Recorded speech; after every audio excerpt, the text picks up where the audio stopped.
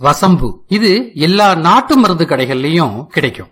எப்பேற்பட்ட கொடிய விஷத்தன்மை இருந்தா கூட அதை இது போக்கக்கூடியது. யாராவது விஷம் குடிச்சிட்டாங்கன்னா உடனே 2-3 ஸ்பூன் வசம்ப கொடுத்தீங்கன்னா உள்ள இருக்கிற விஷம் முழுக்க வெளியே வந்துடும். இது வசம்போட ஒரு அருமையான மருத்துவ குணம். வசம்ப எதுக்கெல்லாம் பயன்படுத்தலாம் அப்படிங்கறத நீங்க அவசியம் தெரிஞ்சுக்கணும். இந்த வசம்பு ஒவ்வொரு வீட்லயும் அவசியம் இருக்க வேண்டிய ஒண்ணு. அலர்ஜி இருந்ததுன்னா வசம்ப கொஞ்சம் வெந்தயத்தோட நல்லா ஊற வச்சு விழுதா அரைச்சுக்கணும். இதை சாப்பிட்டு வந்தாலே போதும், அலர்ஜி போயிடும். நரம்பு தளர்ச்சி இருந்ததுன்னா வசம்போட கொஞ்சம் கருப்படியை வச்சு பொடி செஞ்சு காலையிலயும் மாலையிலயும் சாப்பிட்டுட்டு வரலாம். வயிற்று வலி பிரச்சனைய போக்குறதுக்கு வசம்ப நல்லா தண்ணியில ஊற வச்சு அரைச்சுக்கணும். துவையல் மாதிரி அரைச்சுக்கணும். அத தேன்ல கலந்து தினமும் 3 வேளை 5 கிராம் அளவுக்கு சாப்பிட்டு வந்தாலே போதும், வயிற்று வலி குணமாயிடும். குழந்தைங்க பெரியவங்க எல்லாரும் சாப்பிடலாம். சில பேருக்கு ஸ்கின் ப்ராப்ளம் இருக்கும். அவங்க வசம்புல கொஞ்சம் தண்ணிய தெளிச்சு மைய அரைச்சி அதோட மஞ்சளையும் சேர்த்து உடம்புல பூசி நல்லா காஞ்சதுக்கு அப்புறமா குளிர்ந்த நீரால குளிச்சிடணும். சில பேருக்கு தொடர்ந்து பேச முடியாத திக்குவாய் பிரச்சனை இருக்கும். இவங்களுக்கு வசம்ப தூளாக்கி தேன்ல குழைச்சி நாக்குல தடவிட்டு வந்தா போதும், நல்லா பேச்சு வர ஆரம்பிச்சிடும். கொஞ்சம் சீரகத்தோட வசம்ப சேர்த்து கசாயம் செஞ்சு குடிச்சிட்டு வந்தாலே வயிற்று கோளாறு எல்லாம் நீங்கிடும். சில பேருக்கு வயிற்றுல பூச்சி இருந்து அதனால கஷ்டப்படுவாங்க. அவங்க எல்லாம் வசம்புல கொஞ்சம் பூண்டை வச்சு அரைச்சி வெல்லத்தோட சேர்த்து சாப்பிட்டா போதும், அந்த பூச்சி எல்லாம் மலத்தோட வெளியில வந்துடும்.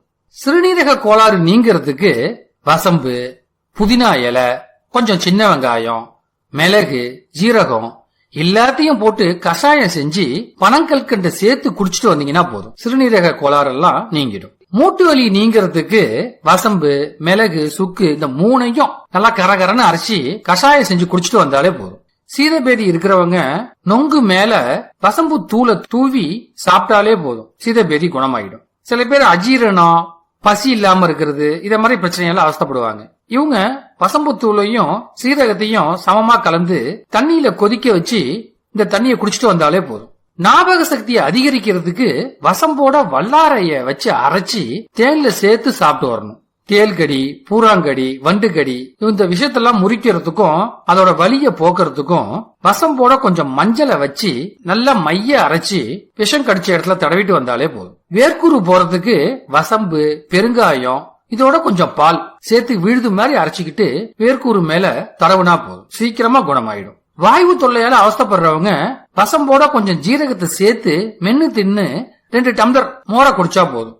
பெண்களுக்கு மாதவிடாய் கோளாறு ஒழுங்குபடுறதுக்கு செவ்வாழை பழத்தோட கொஞ்சம் வசம்பு தூளை சேர்த்து சாப்பிட்டு வந்தாலே போதும். முக்கியமான விஷயம் என்னன்னா வசம்ப அதிகமாலாம் உடம்புக்கு எடுத்துக்க கூடாது. அதே மாதிரி நீண்ட காலத்துக்கு தொடர்ந்து வசம்ப சாப்பிடவும் கூடாது. அத மாதிரி செஞ்சீங்கன்னு வச்சுங்களேன், கடுமையான வாந்தி, வயிற்று குமட்டல் இதெல்லாம் வந்துடும்.